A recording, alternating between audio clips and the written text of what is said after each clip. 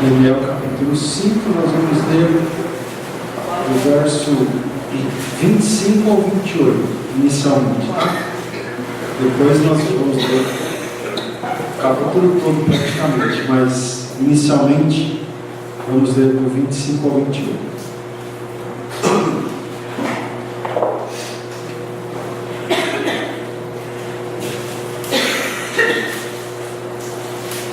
Amém? Todos acharam? Daniel capítulo 5, inicialmente do 25 ao 28. Então hoje nós estamos na sexta, né? Na sexta quinta-feira, na sexta mensagem dessa série, baseada no livro de Daniel. E essa série está sendo feita aqui na Igreja Cristã de Fé. E hoje é dia 9 de abril de 2015. Então, nós vamos ler aqui. Diz assim, Daniel 5, 25. Esta, pois, é a escritura que se traçou. Mene, Mene, Tekel e Parsim. Esta é a interpretação daquilo. Mene, contou Deus o teu reino e deu cabo dele. Tekel, pesado foste na balança e achado em falta. Pérez, dividido foi o teu reino e dado aos medos e aos persas. Amém, queridos? Glória a Deus. Já oramos, né? Que o Senhor então abençoe esse momento de compartilhamento da sua palavra. Nós estamos então, né, estudando aqui o livro de Daniel nessas quintas-feiras. E hoje eu estava relembrando, né, os temas, né, com os quais Deus já tem falado conosco aqui nessas semanas, né? Por exemplo, estava relembrando aqui os capítulos. A gente pregou 2 quintas-feiras baseado no capítulo 1. E o capítulo 1 de Daniel, a gente tratou de tema. A gente falou sobre a necessidade de não se contaminar com as coisas do mundo, né? A necessidade de nós nos separarmos, de nós nos consagrarmos para Deus. O capítulo 2, nós pregamos falando daquele tema, né? O que fazer em momentos de crise, né? A gente lembra que Daniel ali e os sábios da Babilônia, né, passaram por um momento de crise. Então a gente aprendeu no capítulo 2 o que fazer em momentos de crise. No capítulo 3, que é aquele momento onde os 3 amigos de Daniel são jogados na fornalha, a gente aprendeu sobre a questão da gente ter fidelidade a Deus, né? E aos princípios, aos valores, não se dobrar, não se prostrar, né? aos padrões que o mundo quer impor para nós, que a sociedade quer impor para nós. Nós aprendemos isso no capítulo 3. E no capítulo 4, que foi o que a gente estudou a semana passada, nós falamos sobre a questão da soberba, né? O perigo da soberba, tá? Hoje, o tema de hoje, na mensagem de hoje, do capítulo 5, é um tema forte. Hoje a gente vai falar um pouquinho sobre o juízo de Deus, porque esse é o tema do capítulo 5, não tem como a gente fugir, né? É a palavra de Deus que dá para a gente o tema. E o capítulo 5 ele fala sobre juízo, né? Ele fala sobre o juízo de Deus sobre o rei Belsazar, que era neto do Nabucodonosor, né? Mene, Mene, Tekel, Parsim. Pesado foste na balança, né? E achado em falta. E aí vem o juízo de Deus sobre a Babilônia, né? Sobre esse rei Belsazar, melhor dizendo, e sobre a Babilônia como império. Então a gente vai falar um pouquinho sobre esse tema hoje, sobre o juízo de Deus. E é interessante a gente pensar o seguinte, inicialmente. A gente sempre fala do amor de Deus, né? A gente sempre fala da graça de Deus. Agora, é importante a gente ter em mente que o fato de Deus ser amoroso, o fato de Deus ter providenciado, né? Salvação para nós, salvação para uma humanidade rebelde. Esses fatos, o fato do amor, o fato da misericórdia, o fato da graça, não elimina também o fato de que Deus ele é totalmente justo em seus caminhos. Tem até um salmo, que agora eu não me recordo, mas que diz: justo é o Senhor em todos os seus caminhos e perfeito em todas as suas obras. Então esse salmo fala da justiça de Deus. Justo é o Senhor em todos os seus caminhos. Então Deus ele possui os atributos, né? Eventualmente os irmãos já devem ter estudado sobre os atributos de Deus.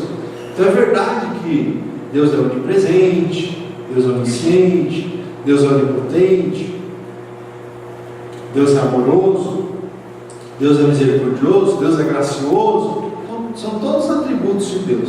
Mas Deus também é justo, né? Um dos atributos de Deus também é a justiça. E você, quando você estuda a história bíblica, a gente vê que a justiça de Deus, ela se manifestou em várias ocasiões da história, né? Da história bíblica, né? A gente fala em várias ocasiões da história bíblica, porque na Bíblia fica muito claro, o próprio texto bíblico, inspirado por Deus, inspirado pelo Espírito Santo, identifica certas ações, certos acontecimentos na história bíblica como atos de juízo de Deus, né? Por exemplo, a Torre de Babel, o evento da Torre de Babel que a gente tem narrado lá no livro de Gênesis, aquela confusão que acontece das línguas e que vem a fazer com que as pessoas se dispersem pela face da terra, a Bíblia fala que é uma intervenção de Deus, né? Porque o povo ali estava num ato de rebeldia, estava desobedecendo uma ordem de Deus. Deus disse que era para eles se espalharem pela face da terra, e o povo resolveu se juntar e ficar junto e construir uma cidade, uma torre cujo topo tocasse o céu e tal. Vamos fazer célebre nosso nome, né? Vocês se lembram do texto. E ali então Deus confunde a linguagem para que eles se espalhem, porque havia um processo de rebeldia contra uma ordem, contra uma orientação de Deus. Então Deus traz um juízo ali, vamos dizer assim, mas não apenas ali, né? Depois, um pouquinho mais adiante, a gente tem o dilúvio. O dilúvio é uma história fantástica, né, que a gente tem na Bíblia, que é o juízo de Deus sobre a humanidade. Veja que naquele momento a humanidade foi destruída, só ficando Noé e sua família, né? E é interessante a gente pensar, né, irmãos, que embora a ciência não vai reconhecer isso que eu vou falar agora, né? Mas se você fizer uma cronologia da história bíblica, a gente tem, desde a criação do homem, de Adão, até hoje, sabe quantos anos se passaram? Sabe quantos anos se passaram? Não são muitos, historicamente falando, são 6.000 anos. Né? Quando os cientistas ouvem a gente falar isso, eles dão risada, eles debocham. Você imagina que o homem só tem 6.000 anos de existência, né? Porque eles têm umas técnicas aí que também não tem como comprovar se são totalmente eficazes, né? E que eles acham um esqueleto e datam de não sei quantos milhões de anos. Mas pela narrativa bíblica, né, o homem tem 6.000 anos de história, né? E olha, 6.000 anos é muito tempo, dá para acontecer muita coisa. Dá para acontecer tranquilamente o que aconteceu. Tanto que os historiadores mesmo, eles só conseguem remontar a história humana nesse período. Eles não conseguem mostrar a história do homem após esse período, anterior a esse período. A história que consegue ser contada a partir de descobertas arqueológicas, em registros, pinturas rupestres em cavernas, isso aí, essa história é de 6.000 anos para cá, né? Então, irmãos, e é muito interessante a gente pensar, você pensar que esses 6.000 anos, por exemplo, o primeiro homem que Deus criou foi Adão, ele viveu quase 1.000. Não é interessante você pensar isso? E no dilúvio, o dilúvio ele acontece aproximadamente, o dilúvio ele aconteceu há aproximadamente 4.000 anos atrás, mais ou menos, tá? Estou chutando umas datas, aproximadamente uns 4.000 anos atrás. E a partir do dilúvio a vida do homem diminui, né? A quantidade de tempo, de anos do ser humano diminui. Alguns viveram 900, o dilúvio para frente vai caindo, 200, 150, até chegar nessa média que a gente vive hoje, né? Mas você tem o dilúvio como uma manifestação do juízo de Deus, e foi um juízo, né, realmente muito intenso, porque a humanidade foi exterminada praticamente, com exceção da família de Noé. Mas não para aí, né? Depois o texto bíblico fala da destruição de Sodoma e Gomorra, fala da destruição dos próprios cananeus que habitavam Canaã, que habitavam a Palestina, e o povo de Deus, então, segundo cremos, né, o povo de Deus é usado como instrumento de Deus para fazer juízo aos cananeus, a destruição dos amalequitas, quando Saul era rei, e o próprio cativeiro do povo de Israel, quando eles são tirados da Palestina e são levados, né, primeiramente para a Síria, o reino do norte, depois o reino do sul para a Babilônia. Daniel mesmo foi um dos deportados. A gente vê todos esses eventos das Escrituras são falados para a gente, são destacados para nós como manifestações do juízo de Deus, né? E vários outros eventos isolados, né? Histórias, aqui a gente está falando de histórias mais gerais, a gente tem algumas histórias individuais também, onde aparece o juízo de Deus sobre a vida de pessoas, enfim. Agora, como eu disse para você, esses fatos que eu acabei de citar, eles são fatos citados pela Bíblia, e a Bíblia identifica isso como juízo. Agora, fora esses fatos bíblicos, a gente poderia falar de outros fatos que aconteceram e que acontecem na história humana, né? Só que a gente não tem a revelação bíblica dizendo, não, isso foi o juízo de Deus, né? Mas podem sim muitos fatos históricos, né? Eu às vezes fico pensando que talvez algumas catástrofes naturais, por que não? Eu não posso afirmar, mas pode, em alguns casos, não vou dizer todos, mas pode ser que por trás dos bastidores, a gente não sabe o que está acontecendo no mundo espiritual, pode ser que a mão justa de Deus esteja por trás, né, trazendo justiça, porque nós vemos nas Escrituras que Deus é um Deus justo, um Deus de justiça, né? É um Deus de amor, é um Deus de graça, é um Deus de bondade, é um Deus de misericórdia, mas também é um Deus de justiça, né? É verdade que a palavra de Deus diz que a ira de Deus dura só um momento, mas o seu favor dura para sempre, mas é fato que a gente tem nas Escrituras esses momentos também. Então, queridos, o juízo de Deus é algo real, né? É algo que sempre se manifestou na história, principalmente na história bíblica, e se manifesta, nós cremos ainda hoje, e vai se manifestar, porque quando você estuda, inclusive o livro de Daniel, né, na parte mais adiante, quando ele fala das profecias, né, e quando a gente faz um link de Daniel com Apocalipse, porque a gente pode estudar Daniel muito junto com o Apocalipse, os dois livros se completam, né?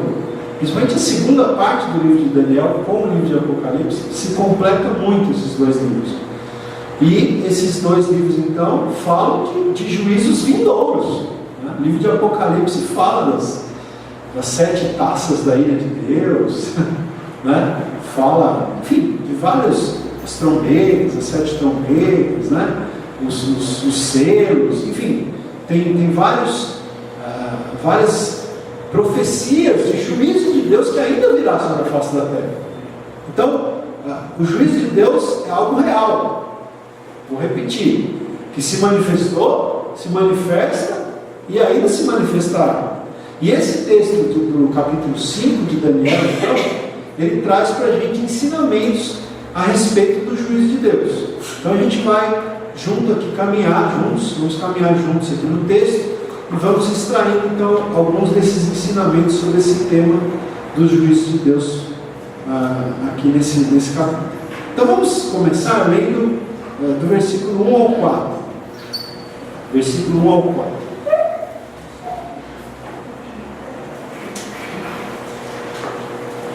Então diz assim,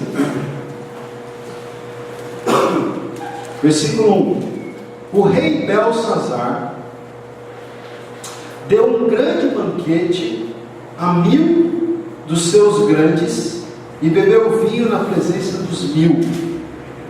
Enquanto Belsazar bebia e apreciava o vinho, mandou trazer os utensílios de ouro e de prata que Nabucodonosor, seu pai, tirara do templo que estava em Jerusalém, para que neles bebessem o rei e os seus grandes, as suas mulheres e concubinas. Então trouxeram os utensílios de ouro que foram tirados do templo da casa de Deus que estava em Jerusalém, e beberam neles o rei, os seus grandes e as suas mulheres e concubinas. Beberam o vinho e deram louvores aos deuses de ouro, de prata, de bronze, de ferro, de madeira e de pedra. Então, gente, o que a gente, primeiro ensinamento que eu creio que a gente pode aprender aqui, a partir desses 4 versículos, a gente vai explicar melhor, mas é o seguinte: é que o juízo de Deus, ele se dá sobre aqueles que afrontam o Deus Altíssimo, né? O juízo de Deus, ele vem sobre aqueles que de maneira orgulhosa, de maneira arrogante, soberba, né? Afrontam o Altíssimo, afrontam o Deus Altíssimo. Veja aqui no texto, o texto vai falar para a gente, a história aqui é do rei Belsazar, né? O rei Belsazar, ele na verdade ele era neto do rei Nabucodonosor. O texto vai falar seu pai, né? Nabucodonosor, seu pai, mas é pai nesse sentido, no sentido de ancestral, né? No sentido de ancestral.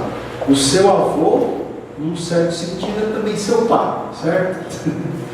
Como diz, vó é mãe 2 vezes, né? O avô é pai 2 vezes. Então, o avô, ele num certo sentido, ele é ancestral. Então, nesse sentido que é colocado que Belsazar é filho de Nabucodonosor. Porque, na verdade, o Belsazar, ele é filho de um rei chamado Nabônido, e esse Nabônido, sim, é filho de Nabucodonosor.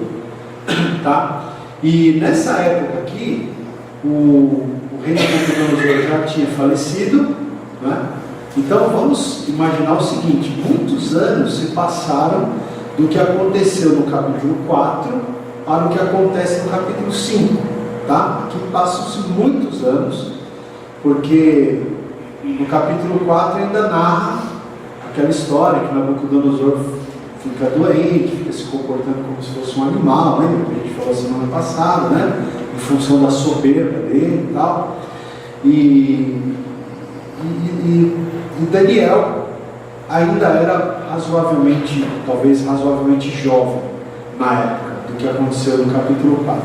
No capítulo 5, a impressão que dá é que já passaram-se muitos anos, Daniel já é um senhor, talvez até já um idoso, né? Quando acontecem os acontecimentos aqui no capítulo 5, e o rei, então, que está reinando, o rei Nabônido, que é pai do Belsazar, tudo indica, estava vivo. Mas ou ele estava em campanhas militares, hoje eu li um comentário que dizia que esse rei Nabônido, ele ficava muito em campanhas militares, e aí na ausência dele, o filho, que é o Belsazar, governava. Ou então ele talvez estivesse debilitado em função de alguma enfermidade, né? E Belsazar, então, já reinava, né? Tanto que quando Belsazar faz uma promessa aqui de quem conseguiria interpretar o que foi escrito na parede, a gente vai chegar lá, ele fala que aquele que conseguisse interpretar seria o terceiro no reino. Ele não diz o segundo, ele diz o terceiro, porque o primeiro seria o pai dele, Nabônico, o segundo ele, Belsazar, e o terceiro aquele que viesse a interpretar a escritura na parede, né? E é interessante você perceber também que o nome desse rei, Belsazar, é parecido com o nome que Daniel recebeu na Babilônia, que é Beltesazar, né? Cuidado para você não confundir. Beltesazar é o nome que Daniel recebeu lá na Babilônia. Beltesazar é o nome do neto do Nabucodonosor. Mas o texto aqui está dizendo, então, que esse rei, ele faz um grande banquete para 1000 pessoas. Imagina, na corte, lá no Palácio Real, ele faz um banquete para 1000 pessoas, para 1000 nobres, vamos dizer assim, né? E eles fizeram, na verdade, tudo leva a crer que foi uma grande festa, e não foi apenas uma festa assim, que durou uma noite. Pelo jeito foi aquela festa que teve duração possivelmente de vários dias, né? E alguns comentaristas entendem que foi uma festa que incluiu orgia, né? Orgia sexual, inclusive, porque o texto fala que esses nobres estavam com suas mulheres e com as suas concubinas, né? Então, alguns estudiosos acreditam que foi uma festa assim, de devassidão, de orgia, né? E nesse processo aí, né, já completamente fora de órbita ali, né? O pessoal completamente fora do juízo, a Bíblia diz que o rei Belsazar, então, ele faz uma loucura, né? E aqui é a afronta, né? A afronta a Deus começa aqui. O que ele faz? Ele manda trazer para a festa os utensílios sagrados que o avô dele, Nabucodonosor, havia trazido do templo de Jerusalém. Então, quando Nabucodonosor derrotou a cidade de Jerusalém e trouxe os cativos para a Babilônia, ele não só trouxe os cativos, como ele trouxe os utensílios do templo. Lembra do templo que Salomão havia construído? Né? O templo de Salomão tinha vários utensílios sagrados, vamos dizer assim, utensílios consagrados a Deus, né? Então eram bacias de ouro, copos de ouro, utensílios de ouro que eram usados para o culto, né? Lembra que tinha todo aquele ritual do sacrifício dos animais, enfim, tinha todo aquele ritual, culto do Antigo Testamento. E para aquele ritual se utilizavam os utensílios.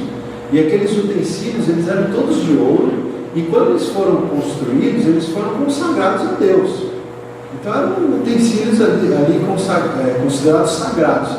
E o Nabucodonosor levou esses utensílios na época que ele derrotou Jerusalém. E esses utensílios ficaram lá durante décadas.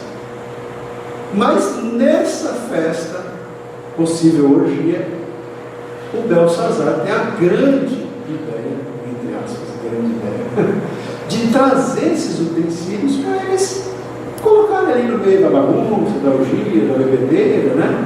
E beberem vinhos desses objetos que haviam sido consagrados por culto a Deus lá no Antigo Testamento. Então, essa atitude foi uma afronta a Deus, né, irmãos? As coisas sagradas, né? Então eu até coloquei uma questão aqui, como que Deus, como que o Altíssimo muitas vezes ele é afrontado? Como? Por exemplo, através do desprezo às coisas sagradas, né? Hoje nós não temos utensílios sagrados, a gente não trabalha com utensílios sagrados, né? Nem devemos trabalhar, né? A gente até critica igrejas que dão valor para coisas, para objetos, para relíquias, para utensílios sagrados, né? Tem algumas igrejas que ainda estão trabalhando com essa coisa de tocar coisas sagradas, coisas santas, aquela coisa toda, né? Isso no Novo Testamento é colocado por terra, né? Deus tira isso daí de fora.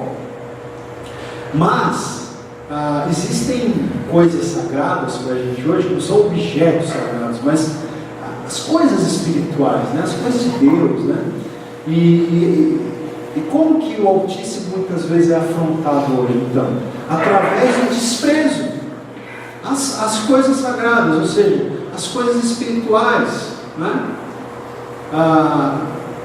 Através, eu estava até relendo isso aqui hoje, e eu me lembrei daquele texto, eu nem peguei a referência, mas eu lembro que está lá em Hebreus, se me falha a memória, capítulo 12, quando fala até mesmo de Esaú, né?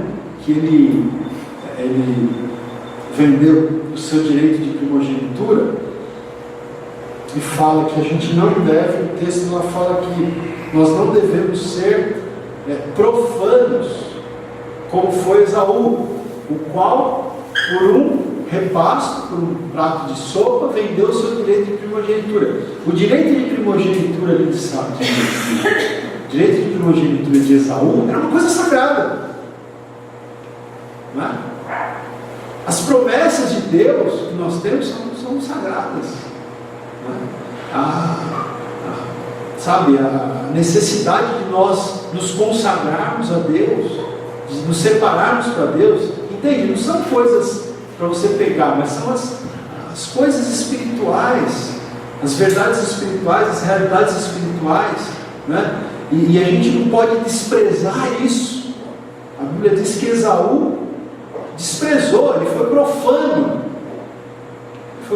ele desprezou as coisas espirituais, né? E aqui, o desprezo às coisas espirituais aqui traz o juízo de Deus, né? No caso, nesse texto aqui de Daniel capítulo 5.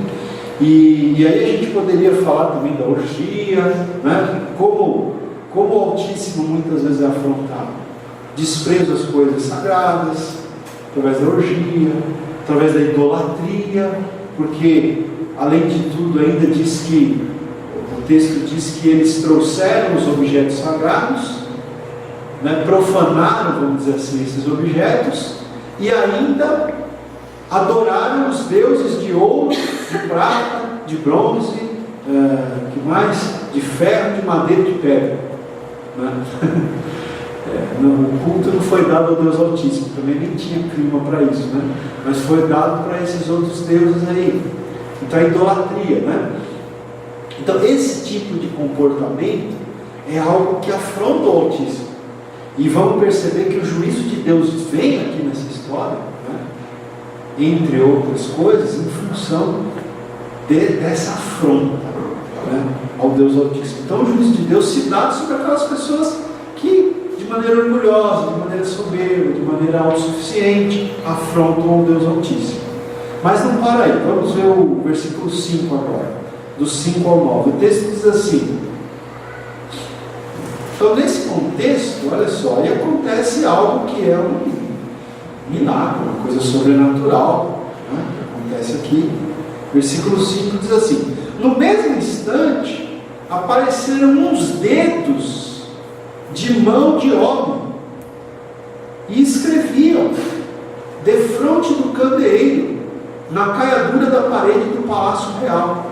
E o rei via os dedos que estavam escrevendo. Gente, olha que coisa. Você já imaginou? Estava naquela festa, naquela possível orgia, aquela bebedeira, aquela dissolução, aquela bagunça, e risos, e gritos e tal. De repente surgem os dedos flutuando assim. Já pensou que cena? Né? Alguns dizem uma mão mesmo, os dedos assim flutuando no ar. Não era um corpo, era uma mão, uns dedos flutuando no ar, e começou a escrever na parede lá no palácio. Começou a escrever, né? E o que aconteceu então no versículo 6? Aqui a gente vai aprender o segundo ensino aqui sobre o juízo, é que o juízo de Deus abate o orgulho e a soberba do homem, gente. O juízo de Deus, ele abate, né, o orgulho, ele abate a soberba, porque até aqui, né, estão afrontando a Deus, afrontando ao Deus Altíssimo, ao profanarem aqueles utensílios que eram consagrados para o culto a Deus lá no Antigo Testamento, né? E aí então o Senhor abate esse orgulho, essa soberba, né? No versículo 6, olha só o que diz: então se mudou o semblante do rei. Quando ele vê aquela cena, né? O semblante do rei se mudou, né? E os seus pensamentos o turbaram. As juntas dos seus lombos se relaxaram e os seus joelhos batiam um no outro. Você já se sentiu assim? Talvez a gente já tenha sentido assim, né? Uma situação de apavoramento. O joelho bate, você começa a tremer. Como fala que as juntas se desconjuntaram. Ela se derrete dentro dele mesmo, né? O rei ficou nessa situação. E aí o verso 7 diz assim: o rei ordenou em voz alta que se introduzissem os encantadores. Aqui que na história de Daniel sempre aparece essa situação, já percebeu? Teve o primeiro sonho, foi? Do Nabucodonosor. Aí depois teve o segundo sonho, foi? O primeiro sonho está no capítulo 2, né? Que Daniel teve que sonhar o sonho e dar a interpretação. Mas depois teve o outro, que foi esse da árvore, né? Da árvore que foi cortada. Daniel também interpreta. E agora tem essa situação aqui, já é uma terceira situação. Então, o verso 7, o rei ordenou em voz alta. Então você imagina a cena, né? Ele está desesperado. Então o rei, dentro do palácio, a festa acabou, ficou todo mundo sem graça, né? O barato foi cortado, vamos dizer assim, todo mundo lá, o que está acontecendo? O rei começa a bater na mesa lá, gritar em voz alta, e ele diz, manda que se introduzissem os encantadores, os caldeus e os feiticeiros. Falou o rei e disse aos sábios da Babilônia: qualquer que leia esta escritura e me declarar a sua interpretação, será vestido de púrpura, trará uma cadeia de osso, uma corrente de ouro no pescoço, e será o terceiro no reino. Então entraram todos os sábios do rei, mas não puderam ler a escritura, nem fazer saber ao rei a sua interpretação. Com isto se perturbou muito o rei Belsazar, mais do que já estava perturbado, e mudou-se teu semblante, e os seus grandes estavam sobressaltados. Não só ele, como todos os seus nobres estavam sobressaltados, ou como gostaria o Renato, estupefatos. É estupefatos mesmo? É estupefatos.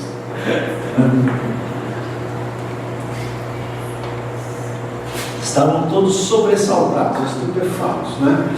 Gente, mas olha que interessante, né? Você percebe que toda a arrogância, toda a afronta do banquete deu lugar ao temor, deu lugar ao desespero, deu lugar à perturbação, né? Porque o juízo de Deus, ele abate a soberba do homem. Por isso que a gente precisa ter muito cuidado com a questão do orgulho, da soberba, né? Lembra, semana passada a gente falou sobre isso. O tema da mensagem da semana passada foi esse, né? Que Deus abate o soberbo, abate o orgulhoso, mas ele exalta o humilde. Então por isso que a gente sempre tem que buscar manter a humildade, né, irmãos, diante de Deus. Sempre humildade, sempre se humilhar, sempre depender de Deus, nunca se achar autossuficiente, porque, né, nunca, sei lá, se achar independente. Você vê aqui esse rei ali, aquela atitude dele foi uma atitude soberba, uma atitude arrogante, uma atitude de afronta, de desafio. Quanta gente não está desafiando a Deus, né? Uma atitude de desafio a Deus. Então aqui o juízo de Deus abate o homem, abate o orgulho, abate a soberba do homem. Mas você sabe que, vou abrir um parênteses aqui, uma coisa que eu fiquei pensando hoje, eu estava lendo o texto, eu fiquei pensando nessas 3 ocasiões em que Daniel interpreta, ou sonha, ou aqui nesse caso a escrita na parede. Você já percebeu que nas 3 ocasiões Daniel não vem na primeira leva de sábios? É interessante isso. Nas 3 ocasiões ele vem depois. Ou ele é chamado, alguém como aqui, fala, ó, tem um homem que é capaz de interpretar ele. Ou ele fica sabendo de alguma maneira e vem depois, né? Eu fiquei até pensando, não sei se dá para a gente fazer uma aplicação aqui, uma relação aqui, mas dá a impressão que Daniel ele é uma pessoa discreta, né, gente? Isso é importante, né? Eu penso que isso é uma coisa importante. Uma pessoa discreta, ele fica na dele, né? Ele fica na dele, né? Me parece que era uma pessoa bem discreta, né? Porque ser uma pessoa discreta é algo sábio, né? É algo sábio. Porque ele era um dos sábios da Babilônia. Quando o rei aqui manda chamar, ele podia ter ido lá, deixa comigo, deixa que eu resolvo, né? Não, ele fica na dele, ele fica discreto lá na dele e no final das contas Deus termina honrando ele. Se Deus quisesse honrar ele, honraria ele, né? E eu penso que muitas vezes é assim que a gente tem que agir. Com discrição, se Deus quiser nos honrar, ele vai honrar, senão a gente fica na nossa. Amém? Bom, mas aí o versículo 10 vai vai mostrar para a gente, olha, eu comecei a falar de Daniel, esse texto ele fala um pouco de Daniel, ele revela um pouquinho para a gente sobre Daniel, até abrindo um parênteses nesse assunto de juízo, mas mesmo assim, a gente aprende que o juízo de Deus, ele muitas vezes, né, não todas as vezes, mas muitas vezes, ele é proferido por um homem totalmente comprometido com Deus, e Deus vai usar agora aqui Daniel para proferir o juízo, né? Claro que a mão apareceu ali, mas Daniel vai interpretar e de alguma maneira vai proferir aquela palavra de juízo de Deus sobre o rei Belsazar e sobre o império da Babilônia, consequentemente. Então, veja, vamos ver o versículo 10. Versículo 10 diz assim: a rainha mãe, então a rainha mãe aí, possivelmente era mãe do Belsazar, esposa do Nabônico, né, que era filho de Nabucodonosor. Então o verso 10 diz: a rainha mãe, por causa do que havia acontecido ao rei e aos seus grandes, entrou na casa do banquete e disse: ó rei, vive eternamente, não te turbem os teus pensamentos, nem se mude o teu semblante. Há no teu reino um homem que tem o espírito dos deuses santos. Nos dias de teu pai se achou nele luz e inteligência e sabedoria, como a sabedoria dos deuses.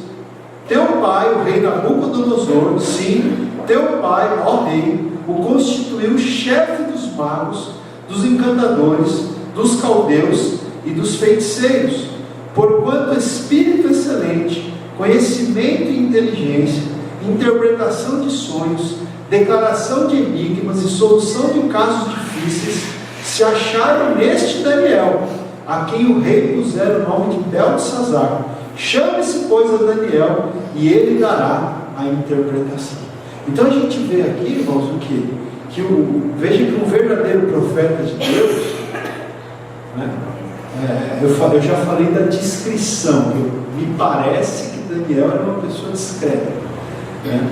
Mas a gente pode aprender também que o verdadeiro profeta de Deus, ele produz um bom testemunho, né? Ele produz, ou ele tem um bom testemunho de outras pessoas a respeito dele mesmo.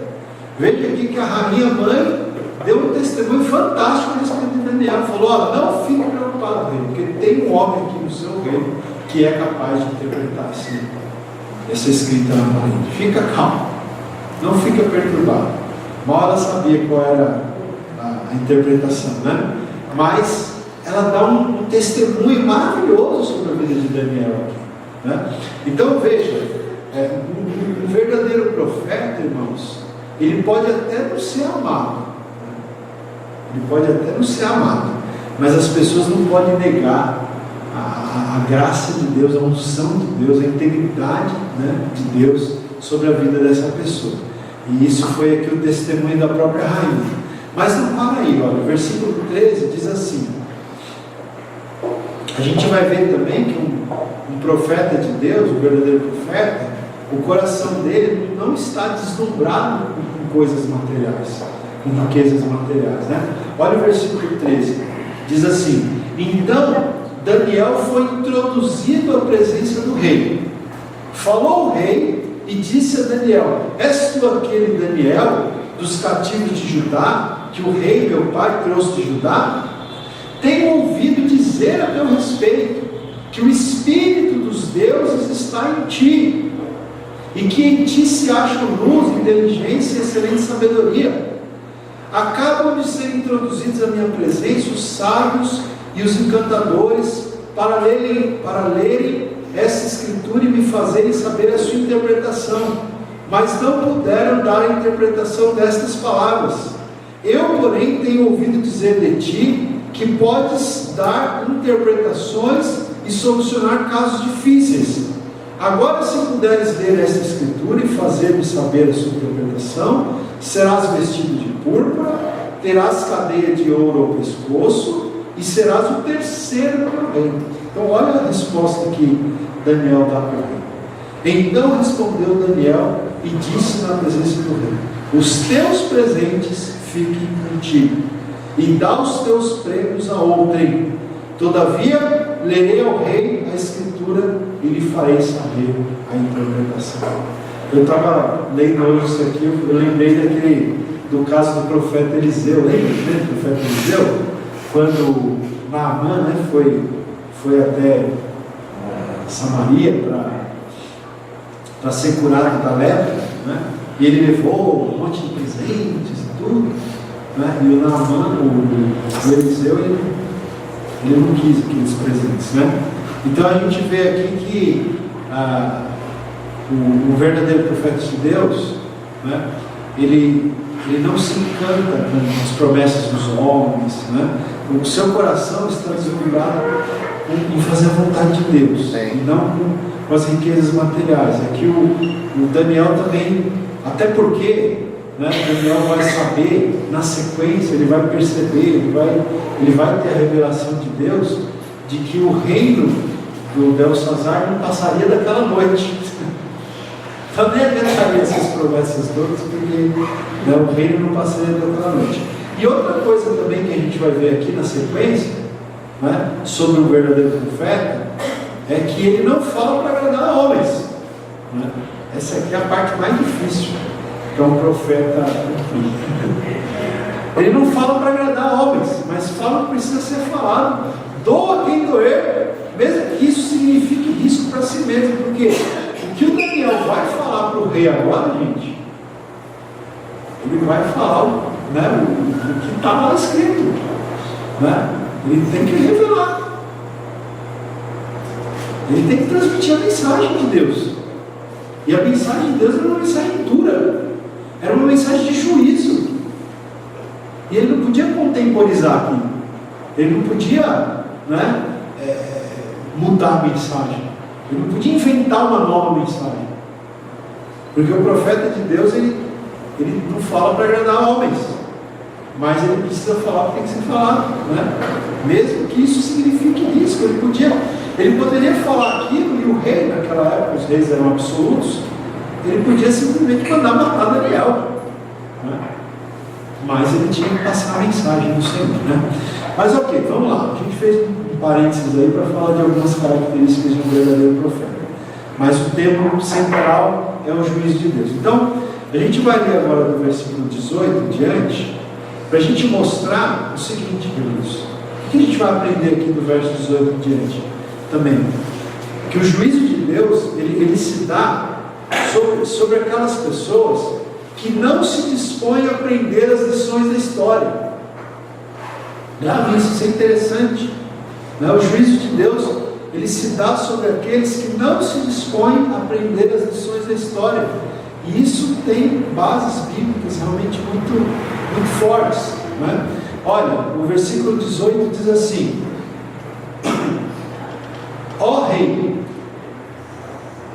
ele fala no final do 17, ele diz, né, os teus presentes fiquem contigo e dá os teus prêmios a outro. Todavia lerei ao rei a escritura e lhe farei saber a interpretação. E aí ele começa no 18: ó rei, Deus o Altíssimo deu a Nabucodonosor, teu pai, o reino e a grandeza, glória e majestade. Então ele começa a relembrar a história. Aqueles que não estão dispostos a aprender as lições da história vão estar sujeitos a sofrer o juízo de Deus. Ele começa a relembrar a história. Deus deu ao teu pai, no caso é o avô de Belsazar, Nabucodonosor, deu a ele o reino e grandeza, glória e majestade. 19. Por causa da grandeza que lhe deu, povos, nações e homens de todas as línguas tremiam e temiam diante dele. Matava quem queria, e a quem queria deixava com vida, e a quem queria exaltava, e a quem queria batia.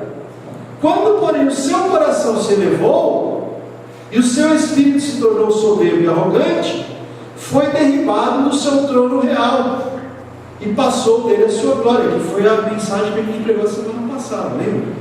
21. Foi expulso dentre os filhos dos homens, o seu coração foi feito semelhante ao dos animais, e a sua morada foi com os jumentos monteses.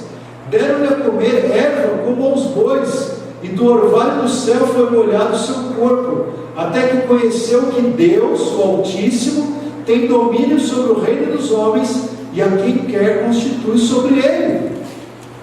Agora olha o 22. Tu, Belsazar, que és seu filho, não humilhaste o teu coração, ainda que sabias tudo isto.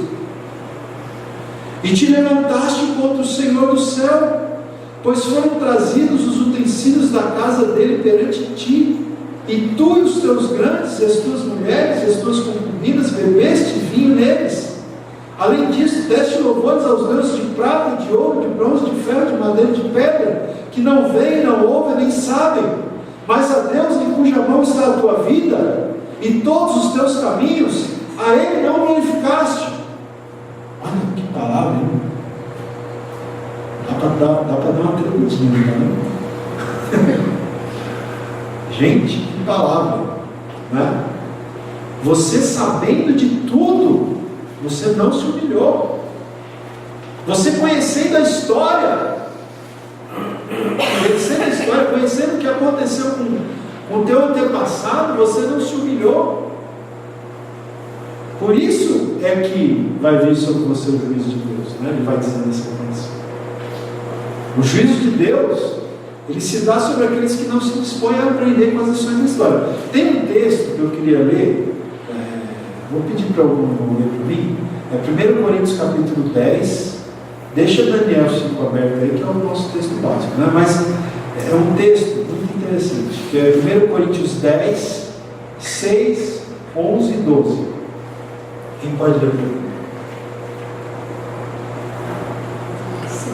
Ora, estas coisas nos foram feitas para exemplo, a fim de que não cobicemos as coisas más, como eles cobiçaram. Isso, é só um minutinho. Então o apóstolo Paulo, ele está falando do que aconteceu com o povo de Israel, né? Que eles pecaram.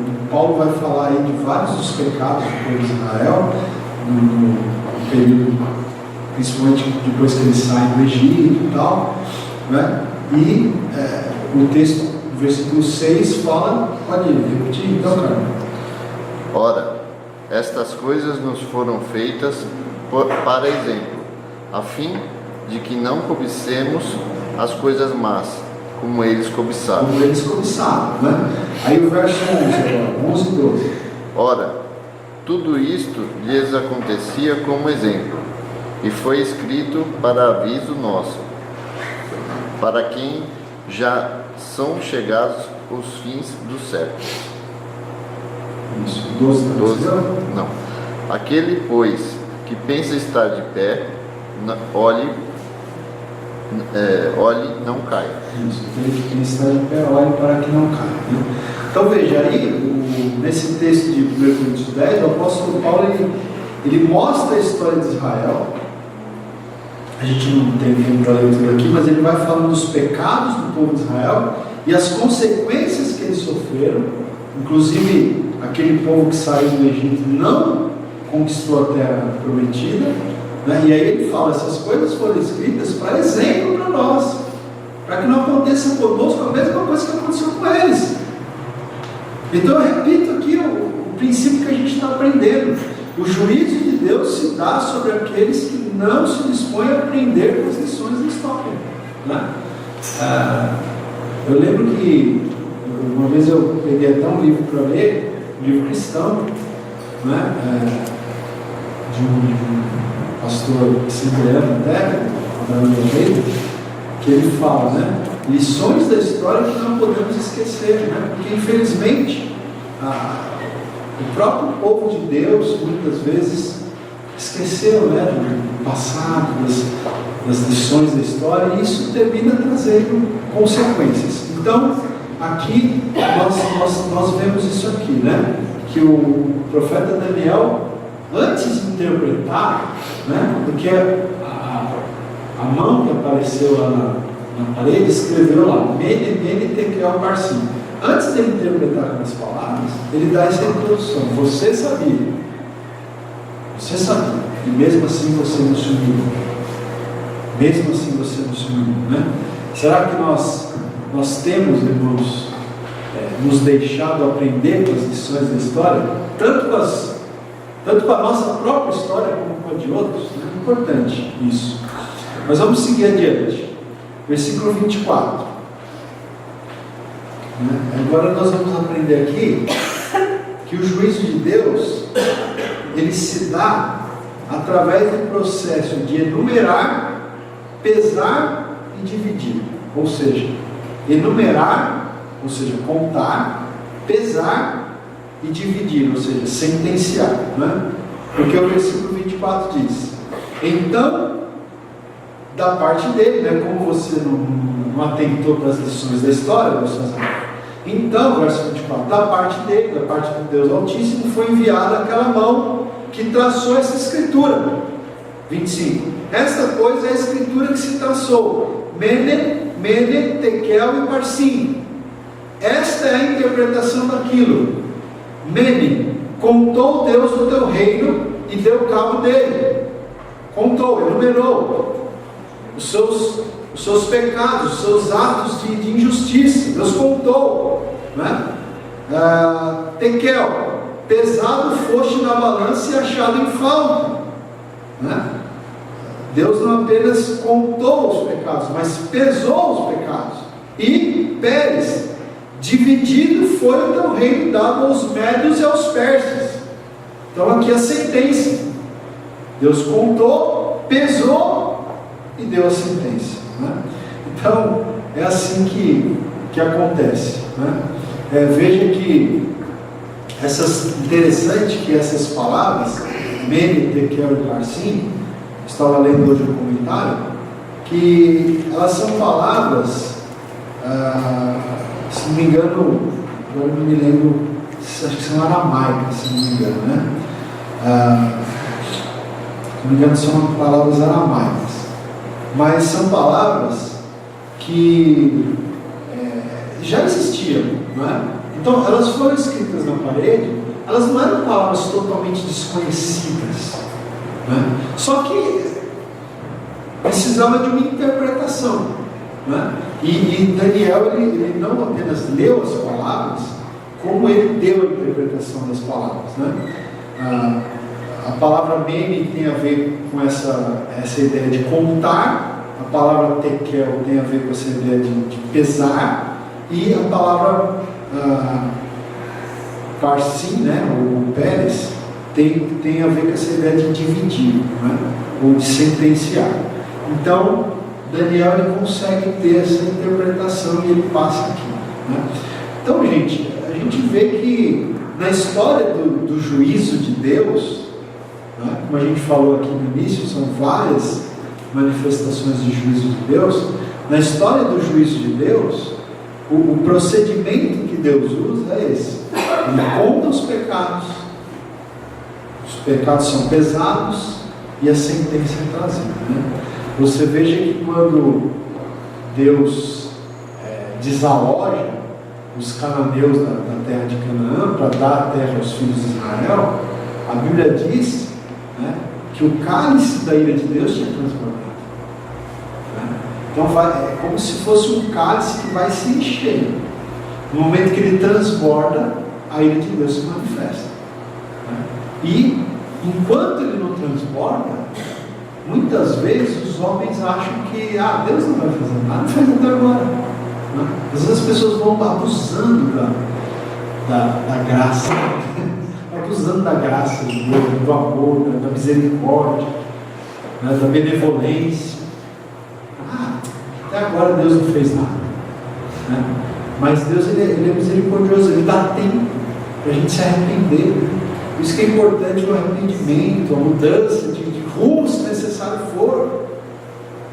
Mudança de rumo. Como a gente leu esses dias aqui, acho que foi, não sei se foi quinta-feira passada, o texto lá de Jeremias, o profeta diz: se Deus, o Senhor falou, se eu disser sobre alguém que eu vou trazer o juízo, mas essa pessoa se arrepender, eu vou retirar o meu juízo. Mas o profeta também diz: mas se eu falar que eu vou abençoar uma pessoa, e essa pessoa se afastar dos meus caminhos, eu vou retirar minha bênção também. É Jeremias 18, a gente leu esses dias aqui. Lembra? A gente leu, não sei se foi quinta-feira passada, mas a gente leu. Então veja, é importante a gente se humilhar diante do Senhor, a gente não abusar não da graça, da misericórdia, do amor de Deus, e saber que muitas vezes Deus ele não age com juízo e justiça, porque Ele está nos dando tempo para nós nos arrependermos, para nós mudarmos o nosso caminho. E em Provérbios 28, vamos ler, alguém lê para mim, Provérbios 28, 13 e 14.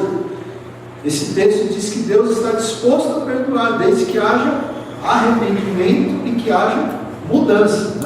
Então, Provérbios é muito conhecido esse texto. Provérbios 28, 13 e 14. Pode ler para a gente, mais alto. O que encobre as suas transgressões jamais prosperará, mas o que as confessa e deixa alcançará misericórdia. Isso. Tem mais? Feliz o homem constante no temor de Deus, mas o que endurece o coração cairá no mal. Isso. Então diz aí, que aquele que encobre as suas transgressões jamais prosperará, mas aquele que as confessa e deixa alcançará misericórdia. Então é confessar, o arrependimento e a mudança. Confessa e deixa, então alcançará misericórdia.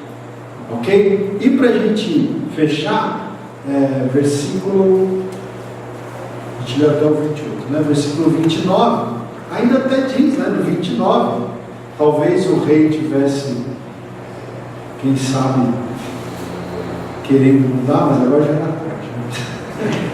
Então diz assim: então mandou Belsazar que vestisse Daniel de púrpura e lhe pusesse cadeia de ouro ao pescoço e proclamasse que passaria a ser o terceiro no governo do seu reino.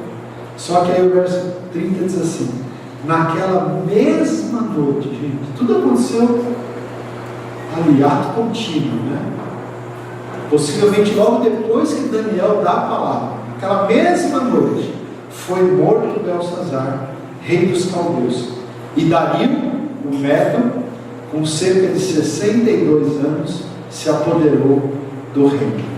Então aqui a gente aprende que o juízo de Deus, quando proferido por um verdadeiro profeta de Deus, ele sempre se cumpre. Quando é um verdadeiro profeta de Deus, sempre se cumpre. Eu quero terminar lendo também, eu pedi para o irmão ler para mim, Deuteronômio 18, versículo 21 e 22. Deuteronômio 18, 21 e 22.